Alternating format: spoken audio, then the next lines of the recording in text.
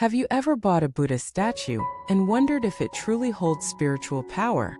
Have you ever hesitated to make offerings because it hadn't been officially consecrated? But what if the power doesn't come from the ritual itself but from you? Welcome back to the channel. Today we're going to explore a question that many Buddhists, new and seasoned alike, have asked in quiet moments of doubt or devotion. Does a Buddha image need to be consecrated by a high master to have real spiritual significance? And if not, what truly makes a statue sacred? This question touches on a deeper truth, one that Elder Monk Ming Ken revealed with simplicity and clarity. According to him, while consecration rituals hold symbolic and traditional value, they are not the only way to activate the spiritual essence of a Buddha image.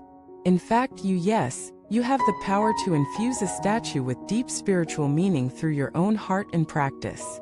Let us begin by exploring the roots of the tradition. Consecration, known in Buddhism as opening the light, has historically been a formal ritual performed by monks to spiritually awaken a Buddha statue, turning it from an object into a vessel of divine presence. This practice is centuries old and filled with sacred procedures, chants, incense offerings, and the invocation of the Buddha's energy. But as Elder Mencken explains, it's not the ritual itself that brings the image to life, it's the sincerity and clarity of the practitioner. Without heartfelt reverence, the most elaborate consecration is just ceremony. With pure devotion, even a simple statue in a humble home can become a sacred presence. So what exactly did Elder Mencken teach? Let us dive into the method that stunned many and inspired countless others. He said, if you want to consecrate a Buddha statue, you don't need to wait for a master. You don't need incense from a temple. You need sincerity. Sit before the statue. Clean it with your own hands. Offer a cup of clean water. Light a candle. Recite the Buddha's name not once but hundreds, thousands of times until your mind is quiet, your breath is steady, and your heart is pure. That is the real consecration. Imagine that. No gold robes. No chanting bells. Just you, a statue, and the depth of your own heart. This teaching revolutionized how many viewed their relationship with spiritual objects. It removed fear and superstition. It gave agency back to the individual. And it echoed a fundamental teaching of the Buddha himself, that liberation does not come from outside, but from within. Let us reflect on the meaning of a Buddha statue. It is not the wood, the metal, or the craftsmanship that holds power. It is the symbol. It is a mirror. When you look at the statue, you are reminded of your potential. You are reminded that enlightenment is not a myth or a relic, but a living truth you are capable of realizing. In fact, the statue becomes powerful not when you believe in it, but when it helps you believe in yourself. There's a story Elder Mencken once shared. A poor farmer who had never visited a temple came across a small Buddha statue in a market. It was dusty, chipped, and being sold for almost nothing. Still, the farmer felt drawn to it. He bought it and brought it home. Every day, after finishing his labor in the fields, he would wash his hands, sit before the statue, and recite the Buddha's name with tears in his eyes. Years passed. His neighbors mocked him, saying, "Why do you pray to that old thing?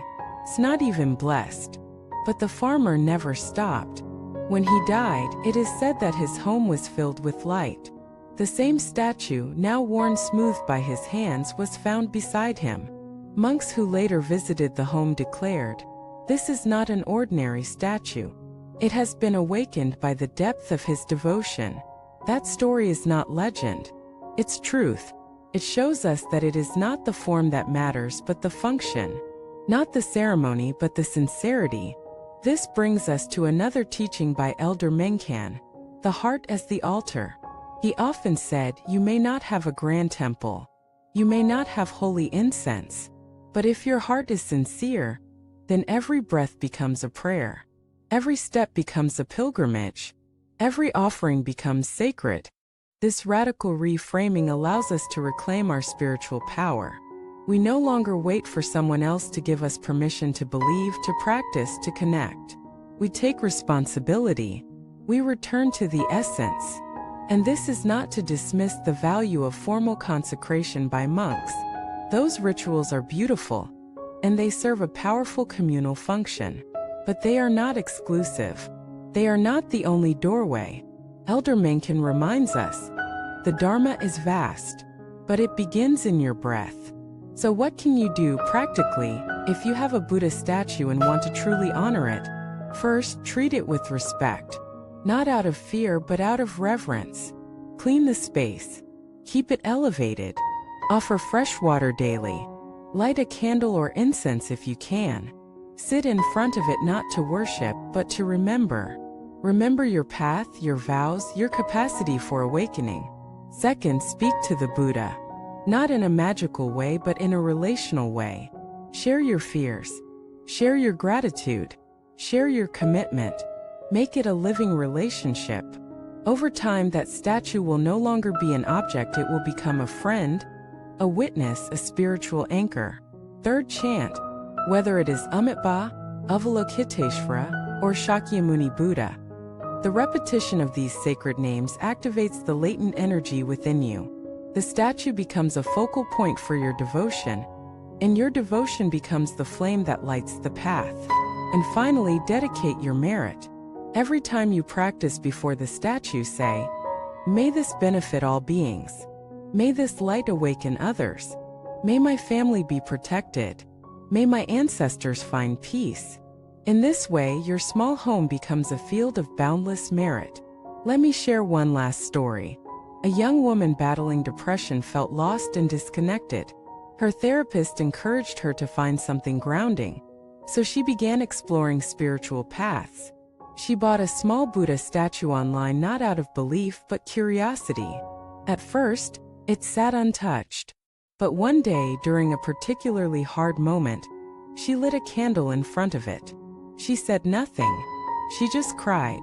The next day she sat again. And the next. Over months, this practice became her lifeline. She began to chant softly. She cleaned the space. She offered flowers. Years later, she said, "That statue saved my life. Not because it was special, but because it reminded me I was."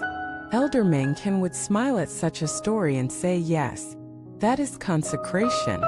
Not done to the statue, but to the heart. Thank you for watching this video. If you have a Buddha statue at home, or if you've ever wondered how to connect more deeply with your practice, I hope this message gives you both the freedom and the encouragement to begin. Share your thoughts in the comments. Have you experienced transformation through simple devotion? Don't forget to like, subscribe, and turn on notifications to stay inspired.